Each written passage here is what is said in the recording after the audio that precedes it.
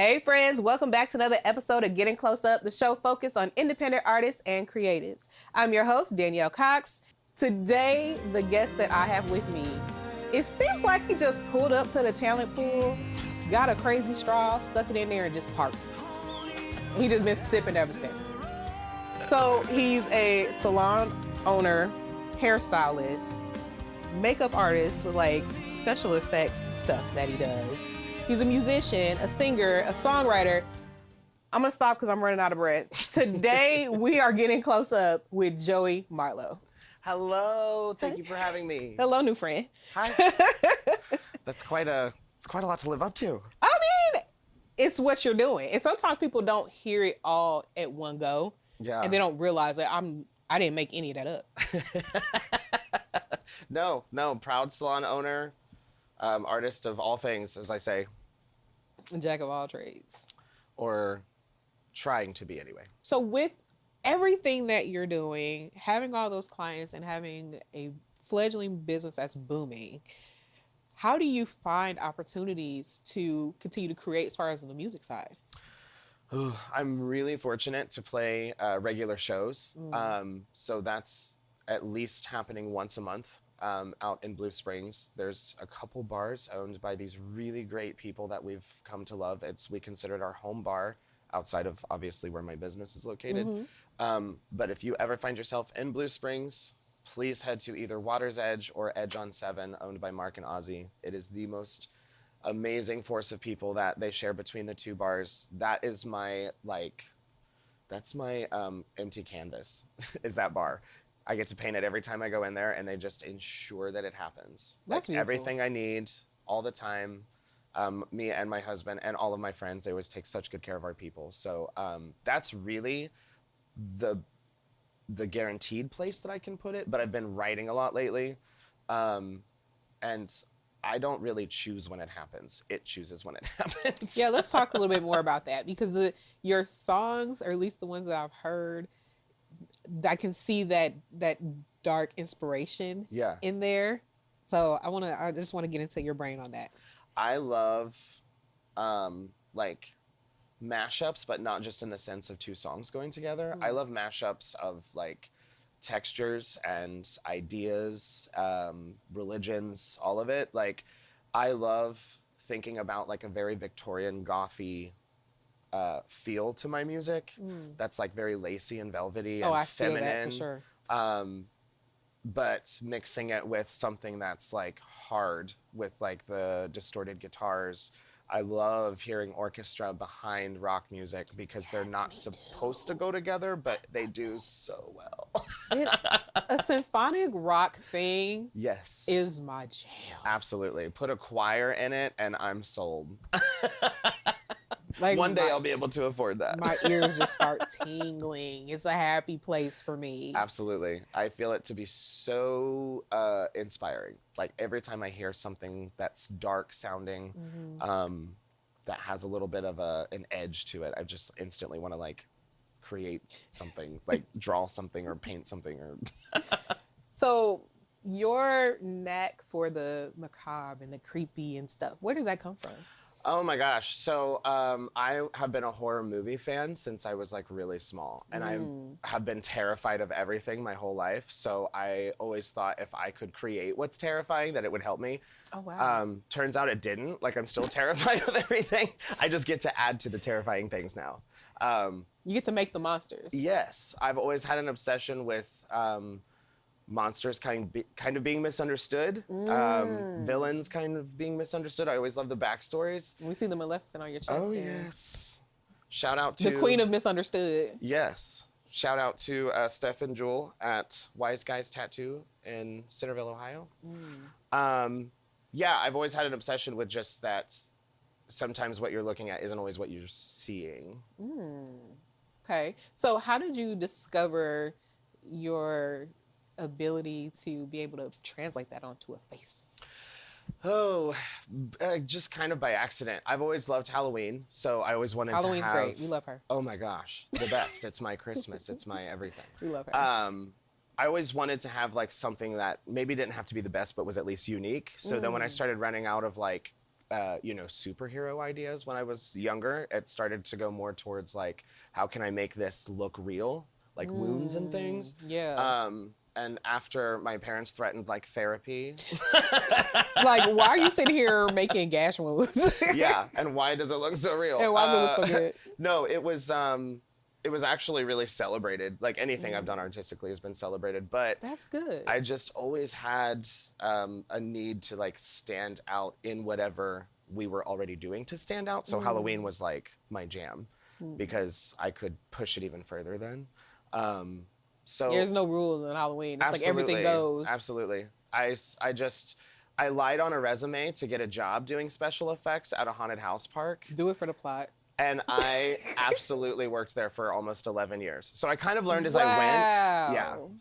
Would you say that your love of music is a thing that just kicked off your creative mindset? Yeah. Well, and I'm just really dramatic. That shows quite a bit, and I love it. From the time I was little, I've been very dramatic. My mom, if I ever do become rich and famous, my mom's gonna be able to tell TMZ some stories. as will my sisters. Like, we'll tell her to come here first. I don't want her to go to TMZ. I want her to come here first. No, yeah, it was having that support really is where that part came from. Yeah, because you mentioned, and I thought it was beautiful, I didn't want to interrupt, that you've been supported in everything you've done creatively. Yes. And obviously not a lot of people have that. Right. With all the ventures and things that they go into. Yeah. So how has that support been able to allow you to go into all these things that people might think are weird or? Gosh, that's the only way I've been able to do it. Really, if I boil it all down, like, I think I'm pretty good at what I do. However, even when I wasn't, I still had like these front row cheerleaders that are still there for almost every single show. My mom has been my biggest supporter, obviously. I've auditioned for The Voice and American Idol and America's Got Talent and X Factor, and we would always drive to all of these cities. It just became this thing we did together, even when I became an adult, because I started back at 15, I think, and then just almost every year we would pick a city that they were going to, even if it wasn't close, and drive there. And like I said, even though the things, I wanted to do a talent show at school, and like my friends were all girls, and we loved the Spice Girls. So we were gonna do the Spice Girls at the talent show. That part. My mom was probably mortified that I was like, which one were you? Which one do you think I was? You were Scary Spice. I was absolutely Scary Spice. Yeah. I knew the answer to that when I asked, but I was like, I'm just gonna make sure, because you could have threw me for a loop. Did my mom probably love the idea of me like gender bending at this elementary school back in like the late 90s? Probably not, right. But she took me shopping and she showed up, and I couldn't have. I'm gonna get emotional. Sorry. It's okay. Do not apologize. I love it. I just wouldn't. I mean, and then I fast forward through all of these really great people, and now land on my husband. I mean, that dude shows up for me even when he like doesn't even want to look at my face, because we've been staring at each other's faces for too long that day. It doesn't matter if it's a show, a music video, or whatever. Like he just shows up for everything. He shows up every day at the salon, every day at a show. It's great. I want to talk to you more about having the salon, because I've had barbers on here before, and I've had people that have done that type of work, but not someone who like owns a salon. Because like, how long have you had the salon? We opened April 1st of last year. So this is new. This is a new venture for me, yes. What were some of the things you learned that you didn't expect? Oh, God. Like, yeah, let's get into that. Oh, I learned that you have to really, really want it.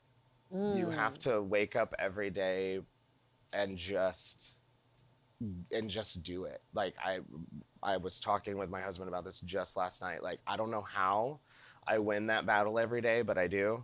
You just got to get up and do it. And I know that sounds so cliche, but I don't like being told that I can't do something, or that I shouldn't, or that I should have a backup plan. My biggest catchphrase is "watch me," and I love that. I was not in a great place in my career right before I kind of ventured out on my own, and it was discouraging me about the industry, but it turned out to just be a singular situation that was turning me off to it. So, and even that separation was not necessarily my call. Yeah. But I'm so thankful that it happened. So yeah, what have I learned? Oh my gosh. I've learned that it is possible to work alongside your spouse and live alongside your spouse. We're together 24/7, except for things like this. Oh, that's awesome. And he usually is here for things like this as well. But yeah, everybody said you shouldn't do that. You guys are going to need your time apart. You're going to need this space. And we do get it in small spurts, but watch me. Very lucky. You know what? I think that's the key. The key to the synergy in that relationship is you learned how to be really supportive from your mom, from your family. Yeah, that's really cool because he's been through a journey with his family through that as well. So I think that's I'm what glad taught you pointed that out. Hold on. Where am I? Right there.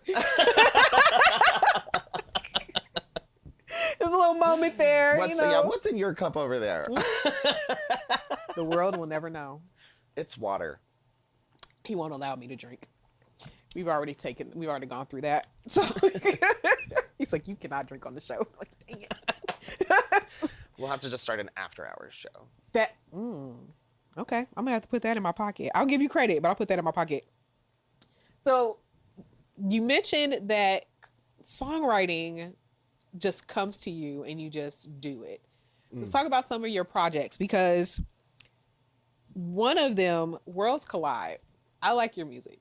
Thank you. And I'm dead serious. I don't ever gas anybody about any of that. If I like something, I like it. Thank you. Worlds Collide feels like it should have been in a movie by now. That's like the hugest compliment ever. I really appreciate that. I'm like, why has this not been in a movie? Yeah. Well, if anybody knows anybody, let's go ahead and get that out into the atmosphere right now. Please contact me. My number's everywhere. And it really highlights your flair for the dramatic, but not in a way that's like too much, or because some things just, I don't know. Maybe I don't even know what too much means, because we all kind of like emo at heart a little bit sometimes. And if you aren't, then you're in denial. Like, which is a very emo thing to be. Speak on that. Fooling nobody. Not fooling anybody. We all got a little bit of emo in us. But in your songwriting, what are some of the things that you pull from in your lyrics? Because, everything, you got a great marriage and relationship. Things go bad. Things are sometimes good. And you've had life experiences and stuff. But where do the subject matter for your lyrics come? Where does it come from? I write when I'm extremely anything. So extremely happy, extremely sad. A lot of times I think people pull from kind of like what my brand is and think that it's like that I'm like super like serious. You're focusing on like, that or something. Yeah, or that like I'm just walking around like mopey all the time. And it's funny that you mentioned like, you have this great relationship and then you hear these like kind of tragic things in the songs. He could literally walk past me and just not smack my butt that day, and I will write a whole song about how I feel alone and abandoned. I feel called out. No, for real. Like, I'm a very dramatic person, and that is where I put all of that. It could be that simple. But then there are also songs that I've written when I was 16 years old about really profound things that I was thinking about at 16 years old. But, and that comes from a much more serious place. Yeah. But yeah, it can be as simple. And the best songs are the ones that I just literally, like I said, I don't put time into that. Like it puts time, it brings me to it. Like I'm just a vessel and it just falls out. I wish that it was a more scientific answer than that, but. I hear that a lot. Yeah. And it's fully what I expect. Do you remember the first song you wrote? Yeah, I do. It's actually on Blackout. Oh, really? Yeah. Okay. So I'm gonna have to like do some sleuthing to figure it out, or? I mean, no, I could tell you. Oh, okay. Because I didn't know if you wanted me to like do because I'll do a hunt. Yeah, Bring You Back Home. And there is a video for that song that we filmed all on that iPhone right there, and edited. So don't expect too much, but the song's really great. No, Bring You Back Home was the first song I ever wrote. I was outside one day, and I was watching this child with, like, I don't know if it was a trash can lid or like a circle sled or something as his shield and a stick. And there was like, he was like sword fighting, like just in his own mind, like he was slaying a dragon. And I remember at 16 being like, my life is over. I have so much responsibility. So again, being dramatic. As 16-year-olds do. And I was like, I just really miss being able to do that. I was in that part of my life where I was not only dealing with, like, you know, coming out and being gay and being in a small town, but I was also dealing with like the other angsty teenage stuff. So that's just a big ball of. Yeah, it's a lot. To see that kid just leaving all of that behind, I was like, dang, where is little Joey? Because I felt like that was a piece that I was like shoving away for so long because I was in denial of my own sexual orientation and everything. So the song is actually written about finding my inner child, finding little Joey, and wanting so bad to just scoop him up and be able to bring him back home, to have that imagination again, to let go of all the seriousness, but like just in our society, even back then, was kind of impossible. So I had to leave him there and just kind of like saying goodbye to that. I'm going to have to listen to that song again with that in mind. I've heard a lot of speculation. Like I've had people come up and be like, oh my gosh, thank you for writing this song. It helped me through my divorce. Thank you for writing this song. You know, it's helped me get over the loss of my mother. Like that's not at all what it's written. And then of course I have people come up and be like, oh, is this about like when you were realizing you were gay and you like weren't allowed to bring boys home? And I was like, I mean, not quite. Not quite. I like where your mind's at. But okay. So, I mean, it's just a really cool thing to be able to explain it and then hear people say, I'm going to go back and listen. I love doing that with songs. I absolutely, that's one of the reasons why I asked that question. A lot of the conversations that I have, we end up at some point touching on how the audience ends up taking your lyrics and putting it through their lens because it's no longer yours, it's theirs. Right. And not a whole lot of artists get the opportunity to hear from the consumer, from the person that's listened to it, what it meant to them or how they translated it. Yeah. You don't get a chance, like, but from this level as an independent artist and, you know, where you are, you get that. It's a gift, really. Yeah. It's to see or hear people, and it doesn't happen a lot, except with my husband. He knows every word I've ever written, I think. But to hear, even with him, like just cleaning, you know, and all of a sudden I hear these words that I wrote in these really crazy places I've been. Between these ears is a really bad neighborhood sometimes. So like pulling from that and hearing somebody sing it back to me is like, it's medicine that I cannot even begin to describe. And it's like people doing what you do with the salon and everything you got going on. I could see how somebody could just take that part of them and put it to the wayside and be like, I'm too busy. I'm too stressed. But you making time for it is like a necessity. You like need that. Oh, like oxygen. And like I said, it's not even like, okay, I haven't practiced in a while, I need to sit down. I'm sitting at the piano, even though I shouldn't be, or I'm already late somewhere or something, because my body, it's like, you kind of like when you're too tired and you don't rest yourself, your body will decide when you need rest. Yeah. That's what my body does with music. It's just, it happens whether I plan for it to or not. And I feel like that's what I can give back to that, because I feel like that's a gift. So continuing to write, continuing to do interviews, continuing just trying to be a yes man with music. I don't have to find time for music. Music finds time for me. It finds you, and it says, hey, you need to pay attention to me. You ain't smacked my butt. Exactly. See? I walked past you, and you didn't smack my butt. We're going to have to reconsider this relationship, okay? Oh, I felt so called out, because it's me. Yeah, like, excuse me for existing. I'm bumping into things all the time. Like, how do you miss that? Anyway, moving on. So let's talk about Blackout. Yes. All right. That project, video, all of that. You said you just got back from doing another video for the projects that you're working on. Let's talk about this. Yes. So, real good friend of mine, David Leach, who you might know as the proud owner of the Champ Stamp from the Chiefs. He's got Patrick Mahomes throwing a pass tattooed on his lower back. Yes, okay. And it's been signed by Patrick on Jimmy Kimmel, I believe, which he got tattooed as well. So that's my buddy David. That is awesome. He is one of the best people that I know, and one of the hardest working musicians. With all of this that I have going on, it inspires me how much work he puts into this. He is in a band called Dirty Machine. They're kind of like a new metal, like rap rock group, and I've always loved their stuff because it's out of the box for me. A little heavier than what I normally listen to, but it like got me more into that genre. David approached me and said, hey, there's a song that I really think that he was trying to get it finished and things just kept coming up. And he said, I think the missing piece is you. It was written about, a mutual friend that we both have that we lost a couple years ago. Oh, I'm sorry. He did, of course, all of the more like rhythmic stuff, like the rap stuff in the song, and then sent me like a couple vocal ideas and the lyrics, and I fell in love with it immediately.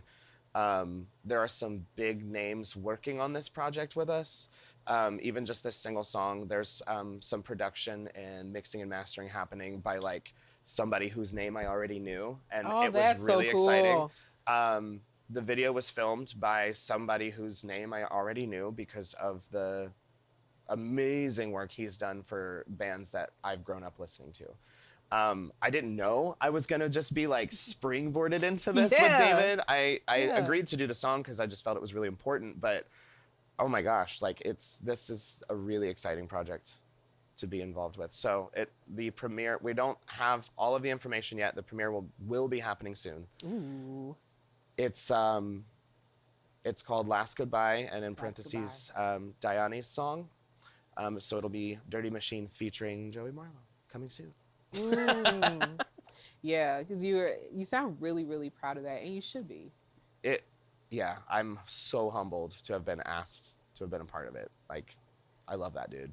I'm excited to see it because I mean the stuff that you have out there already.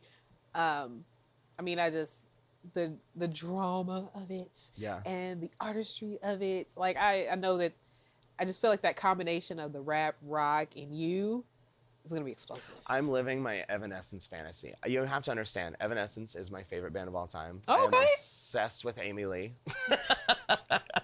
So of course that's where I draw a lot of inspiration from. I hear it. Yeah. But yeah, the rap rock opportunity. I was like, oh, I'm about to have my Bring Me to Life moment, and I'm so excited. I'll have my Bring Me to Life moment. Yeah. So what other things are you working on music-wise? You said you've been getting a lot of inspiration in writing lately. Yes. So what's cooking there? So my husband Lyle always has this beautiful way of just like kickstarting whatever the project is going to be themed. I don't really, that's probably not a good explanation. Just for example, he was just, I don't remember if I was at the piano and he was cleaning, I'm not sure. He said, we joke fight a lot. I think that's probably another solution, kids. Joke fight with your spouse. Joke fight with your spouse. They say if you have friends that roast each other, that's the healthiest kind of friendship. Truth. I'm living it, y'all. I'm living it. No, we were joke fighting, and I said to him, he said that I was so problematic. He's like, it's like you're addicted to being problematic. I said, like a problem addict. Ooh. So literally that kind of springboarded maybe the album title, maybe the single track from the album, but just allowing that floodgate to open with like all of these ways, and he'll be so excited that I'm the problem. That's been a lot of the driving force behind like what songs were already written that I'm kind of considering for it, and then new songs that are being written is just kind of that shadow work of like, I'm awesome, but like, how am I not awesome? And how my ways of not being awesome, you be awesome. Because I know it did. You heard it here first.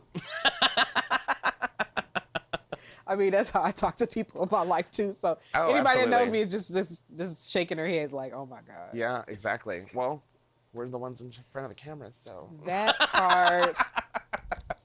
Edit that out.